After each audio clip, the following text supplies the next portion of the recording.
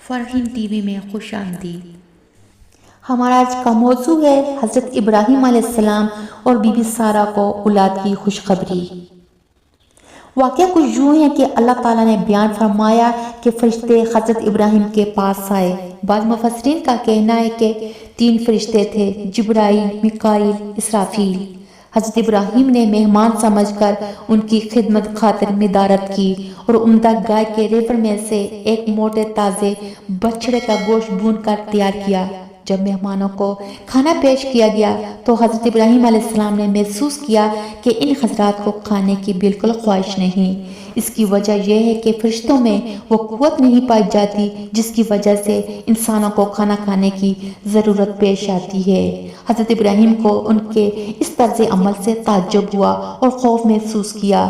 انہوں نے کہا، خوف نہ کیجیے، ہمیں لوط علیہ السلام کی قوم کو تباہ کرنے کے لیے بھیجا گیا ہے۔ حضرت سارہ تو اللہ کی محبت کی وجہ سے ان بدکاروں سے نفرت رکھتی تھی، اس لیے اس خبر سے انہیں خوشی ہوئی۔ وہ مہمانوں کی خدمت کے لیے پاس کھڑی تھی، جیسے اہل عرب اور دوسری اقوام میں رواج ہے۔ جب وہ خوشی ہو کر ہنس پڑی تو اللہ تعالیٰ نے اس کو اسحاق کی اور اسحاق کے بعد یعقوب کی خوشخبری دی۔ لیکن جب فرشتوں نے ان کو خوشخبری دی تو ابراہیم کی بیوی سارہ چلانے لگی اور اپنا منہ پیٹنے لگی، جیسا کہ عورتیں تعجب کے وقت کیا کرتی ہیں۔ سارہ سے بھی وہ حرکت سرزد ہوئی اور انہوں نے فرمایا، ہائے میری کمبختی، میرے ہاں بچہ ہوگا، میں تو بڑھیا ہو گئی ہوں اور یہ میرے میاں بھی بوڑھے ہیں۔ یعنی میرے ہاں کیسے اولاد ہو سکتی ہے جبکہ میں بوڑھی ہو چکی ہوں اور بانجھ بھی ہوں۔ میرے شوہر حضرت ابراہیم بھی بوڑھے ہو گئے ہیں۔ انہیں ان حالات میں اولاد ملنے پر تعجب ہو رہا تھا۔ حضرت ابراہیم کو بھی تعجب ہوا تو مزید تسلی کے لیے کہا، جب مجھے بڑھاپے نے آ پکڑا تو تم خوشخبری دینے آ گئے، اب کاہے کی خوشخبری دیتے ہو؟ انہوں نے کہا، ہم آپ کو سچی خوشخبری دیتے ہیں، آپ مایوس بالکل نہ ہوں۔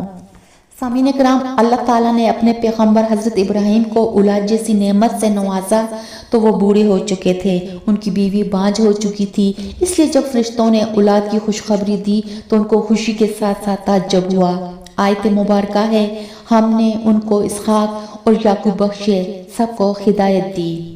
اہل کتاب کہتے ہیں کہ حضرت ابراہیم اور اسماعیل کی مسجد الحرام کی تعمیر سے 40 سال بعد حضرت یعقوب، جو کہ حضرت ابراہیم کے پوتے اور حضرت اسحاق کے بیٹے تھے، انہوں نے مسجد اقصی کی بنیاد رکھی، یعنی کہ حضرت اسحاق مسجد الحرام کی تعمیر سے پہلے پیدا ہو چکے تھے۔